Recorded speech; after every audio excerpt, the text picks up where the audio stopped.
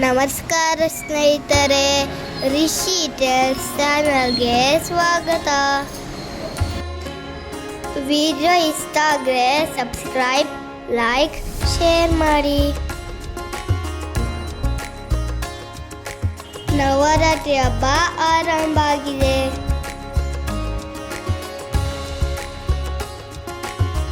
ದೇವಿಯ ಸುಂದರ ಮಹಿಮೆಗಳನ್ನು ಕೇಳೋಣ.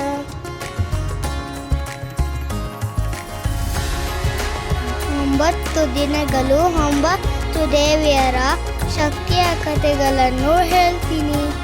ಹಾಗಾದರೆ ಬನ್ನಿ ಶುರು ಮಾಡೋಣ. ರಿಷಿ ಟೆಲ್ಸ್ನ ನವರಾತ್ರಿ ಸೀರೀಸ್. ನವರಾತ್ರಿಯ 7ನೇ ದಿನದ ಪೂಜೆ ಕಾಲರಾತ್ರಿ ದೇವಿಗೆ. ಕಾತ್ಯಾಯಿನಿ ದೇವಿ ಮಹಿಷಾಸುರನನ್ನು ದಮನಿಸಿದ ಮೇಲೆ ಇನ್ನೂ ಅನೇಕ ರಾಕ್ಷಸರು ದೇವತೆಗಳನ್ನು ಕಾಡುತ್ತಿದ್ದರು. ಶುಂಭ ಮತ್ತು ನಿಶುಂಭ ಎಂಬ ರಾಕ್ಷಸರನ್ನು ಸೋಲಿಸಲು ದೇವಿ ತನ್ನ ಭಯಾನಕ ರೂಪ ತಾಳಿದರು.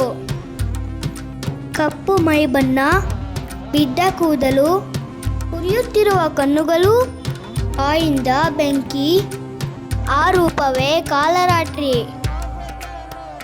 ಆದರೆ ಆ ರೂಪವು ಕೆಟ್ಟವರಿಗೆ ಮಾತ್ರ. ಭಕ್ತಿಯಿಂದ ಪೂಜಿಸಿದರೆ ಅಮ್ಮ ನಮಗೆ ಧೈರ್ಯ ಕೊಟ್ಟು ಕಾಪಾಡುತ್ತಾರೆ. ಅವಳು ಕತ್ತಲನ್ನು ದೂರ ಮಾಡಿ ಬೆಳಕು ತರುತ್ತಾರೆ. ಹಾಗಾದ್ರೆ ಎಲ್ಲರೂ ಹೇಳಿ, ಓಂ ದೇವಿ ಕಾಲರಾತ್ರಿ ನಮಃ. ಮುಂದೆ ದೇವಿ ಶಾಂತಿ ರೂಪದ ಮಹಾಗೌರಿ ಆಗುತ್ತಾಳೆ. ಆ ಕಥೆ ನಾಳೆ ಕೇಳೋಣ. ನೀವು ಕೂಡ ದೇವಿಗೆ ನಮಸ್ಕಾರ ಮಾಡಿ ಆಶೀರ್ವಾದ ಪಡ್ಕೊಳ್ಳಿ. ರಿಷಿ ಟೆಲ್ಸ್ ನೋಡೋಣ ಮರಿಬೇಡಿ.